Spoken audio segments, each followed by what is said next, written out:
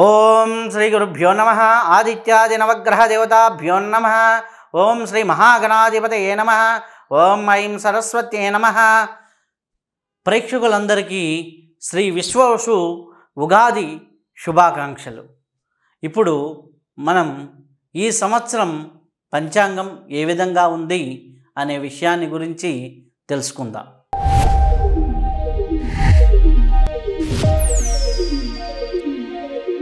మిథున రాశి వారికి మనం చూసుకున్నట్లయితే వీరికి లగ్నంలోకి గురువు ప్రవేశిస్తున్నాడు, అలాగే దశమ స్థానంలోకి శని ప్రవేశిస్తున్నాడు, నవమంలోకి రాహు ప్రవేశిస్తున్నాడు, తృతీయంలో కేతు ఉంటున్నాడు. ఈ 4 గ్రహాలు కూడా వీరికి శుభ ఫలితాన్ని ఇస్తున్నాయి వీరికి కూడా. కాబట్టి మిథున రాశి వారికి ఈ సంవత్సరం చూసుకుంటే 100లో 90% శుభ ఫలితాలు ఉన్నాయి.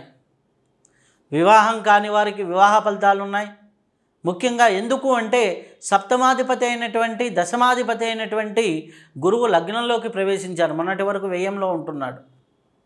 వ్యయంలో నుంచి మే 15వ తేదీ తర్వాత వీళ్ళకి అన్ని పరిస్థితులు మారిపోతాయి.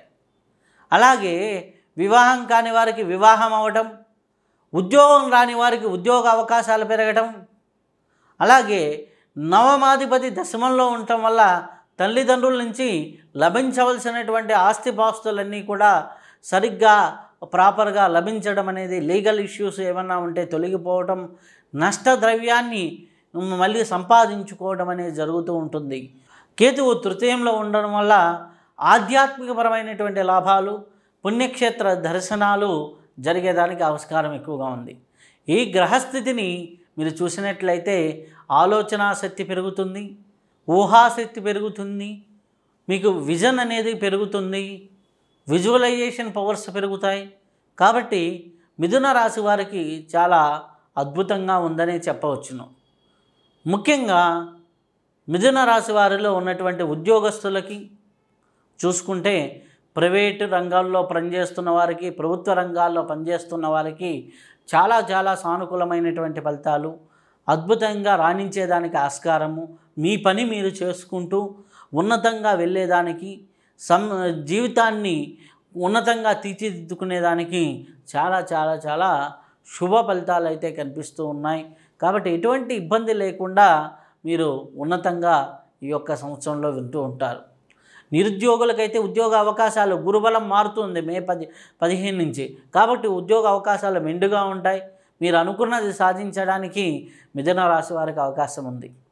అలాగే ఈ యొక్క వ్యవసాయ రంగంలో ఉన్నవారికి 1-2 పంటలు కలిసి వచ్చేదానికి, మీరేసిన పంటల్లో మంచి లాభాలు గటించేదానికి ఆస్కారం ఎక్కువగా ఉంది.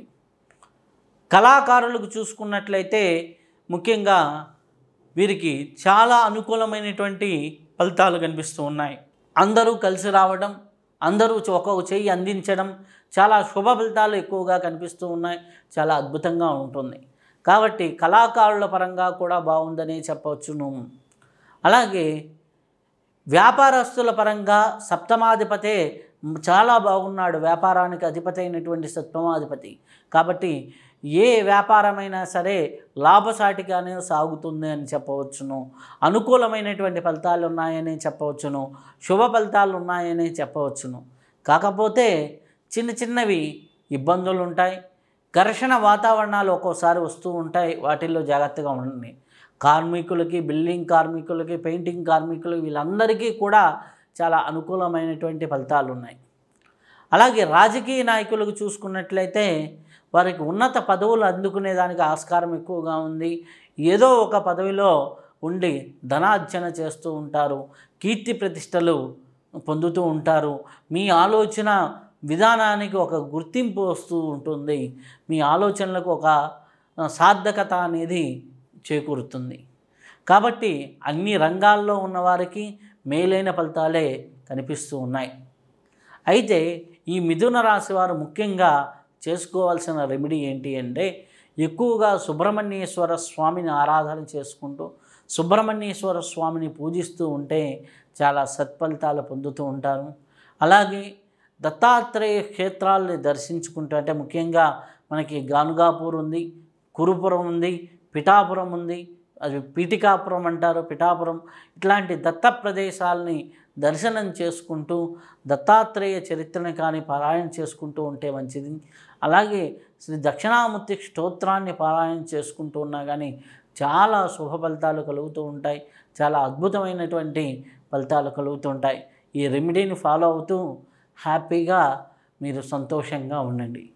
ఇప్పటి వరకు మనం ఈ యొక్క రాశి యొక్క ఫలితాలు మనం తెలుసుకున్నాం.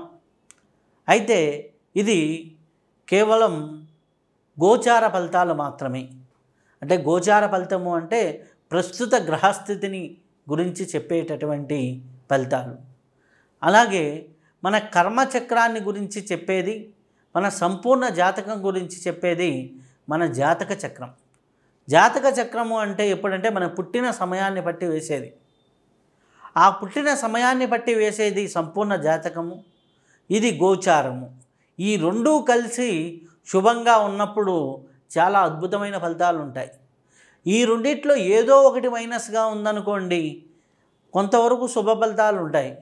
ఈ రెండు కూడా మైనస్లో ఉన్నాయనుకోండి, అప్పుడు చాలా ఇబ్బందులు ఎక్కువగా ఉంటాయి. కాబట్టి మీరు సంపూర్ణ జాతక విశ్లేషణ కోసమైతే మమ్మల్ని ఈ స్క్రీన్ మీద కనిపించే నెంబర్స్కి కాంటాక్ట్ చేసి మమ్మల్ని సంప్రదించవచ్చును. అలాగే మీరు ఇంకా మెరుగైన రెమెడీలు తెలుసుకోవాలనుకున్నా, ఇంకా యోగపరమైనటువంటి రెమెడీలు, అలాగే ఇంకా ఎక్కువ రెమెడీలు చేసుకొని మీ జీవితాన్ని పండించుకోవాలనుకున్నా మమ్మల్ని సంప్రదించవచ్చు. ఈ సమాచారం నచ్చినట్లయితే మీరు షేర్ చేయండి, అలాగే సబ్స్క్రైబ్ చేయండి. ఈ జ్ఞానాన్ని 10 మందికి అందజేయండి. అప్పుడు మీరు ఆనందంగా ఉంటారు, 10 మంది ఆనందంగా ఉంచుతారు. అలా ఈ యొక్క జ్ఞానాన్ని 10 మందికి పంచుకోవడం వల్ల మీకు కూడా వారి జీవితాల్లో మార్పు వస్తే ఆ శుభ ఫలితాలు మీకు కూడా కలుగుతూ ఉంటాయి. మన తోటివారు బాగు మనం కోరితే మన బాగు భగవంతుడు కోరుతాడు. ఆ విధంగా ఈ విషయాన్ని 10 మందికి షేర్ చేయండి, అలాగే సబ్స్క్రైబ్ చేయండి ఛానల్ని. మీరు ఆనందంగా ఉండండి, 10 మందిని ఆనందంగా ఉంచండి. శుభం భూయాత్, సర్వే జనా సుఖినో భవంతు.